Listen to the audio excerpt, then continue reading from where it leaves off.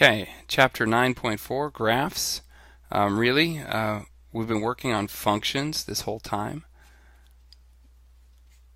And we've talked about the function machine, which I've always shown as kind of this little chute where you put something in and something else comes out. And it's just this machine. You can think of it as a metal machine. It's not really made of anything. It's more of an idea. A function is something that does something, like you can add 2 to a number. Any number you put in, add 2, and the sum comes out the other end. And representing a function can be done in several ways. First way is with words. For instance, you might say each output is 2 more than the input. That's words. Each output is 2 more, and that's kind of what we're talking about here, than the input. Okay, that's one of the things. We have the output, which is this, and we have the input, which is what goes in. If we can put that in an equation, so we have words, then we have equation. And the equation might look like y equals x plus 2, where the x is the input and the y is the output. We could put that together in a chart. Kind of look like this. There's a couple of ways to do it, and we've done it several ways.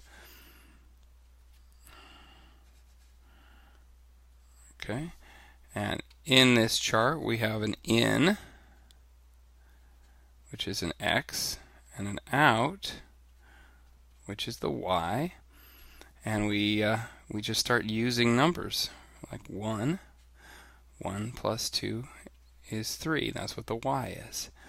2 plus 2 is 4, and 3 plus 2 is 5. Of course, you could also do 10 plus 2 is 12. You don't have to go in order.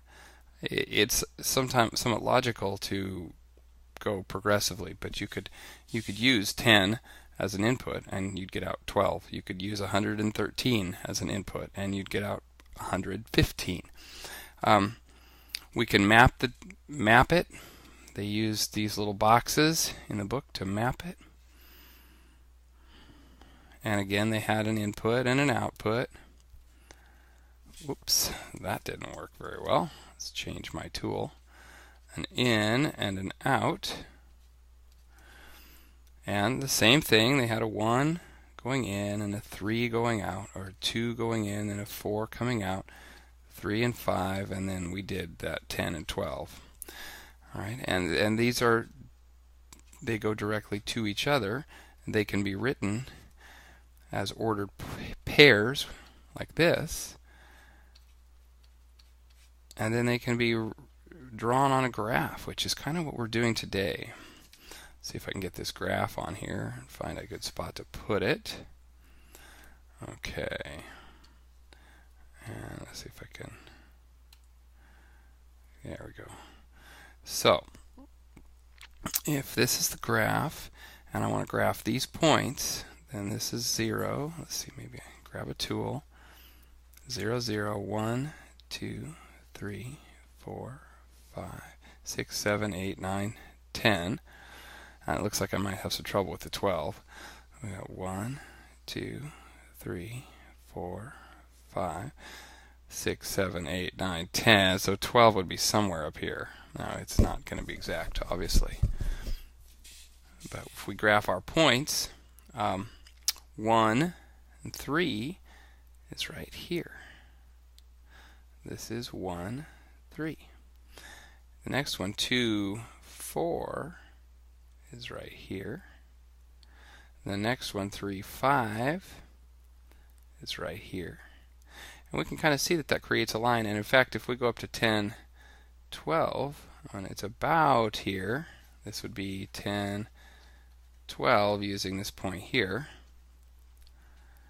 10, 12. If we connect the dots with a line, I think we should be able to see that it looks like it works pretty well. And a lot of times functions are linear. All the functions that you're going to do for the next year or two are linear. They make a nice line. Whatever goes in comes out, and there's a proportionality, and they make this line every time, which is actually kind of cool. You're going to see that more often. And we could do this over and over again. This is what you have to do for your assignment. So I guess one more example, and then we'll call it good. They want us to graph. This is the instructions. Y equals 2x plus 1. Now this is a function. This time we're going to use a t-chart, which is always my preference. Put the x's here, which is the input, and the y here, which is the output. And just start putting in some numbers. We can put anything we want in. Let's just use regular numbers, 1, 2, and 3.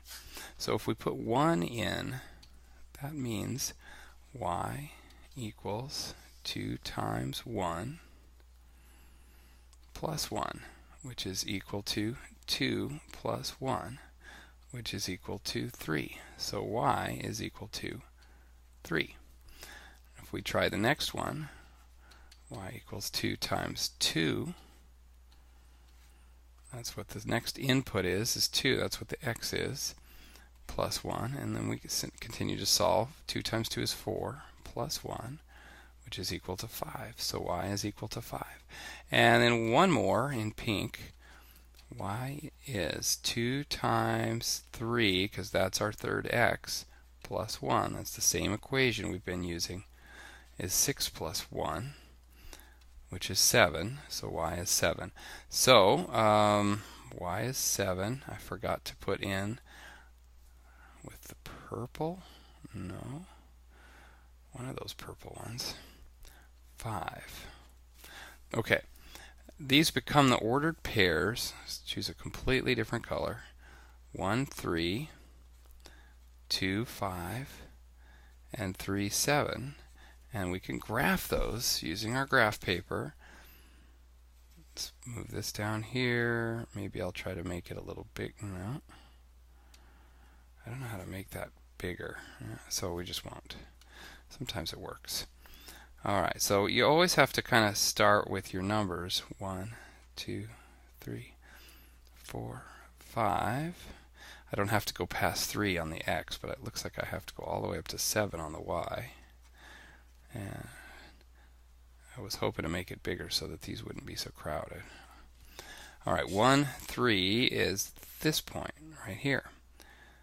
And this is the part sometimes we have trouble with. The x-coordinate is first, the y-coordinate is second.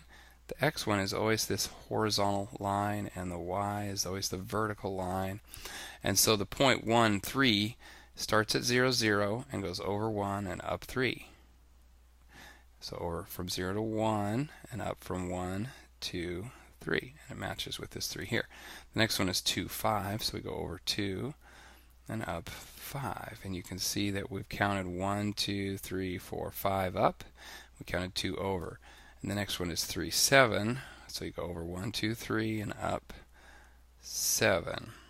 And again, if I take a pencil and a straight edge, I can make a line that crosses through all these. And we can start to predict where the next one is, because you could see that we went up 2 over 1, up 2 over 1. So the next one is supposed to be right here.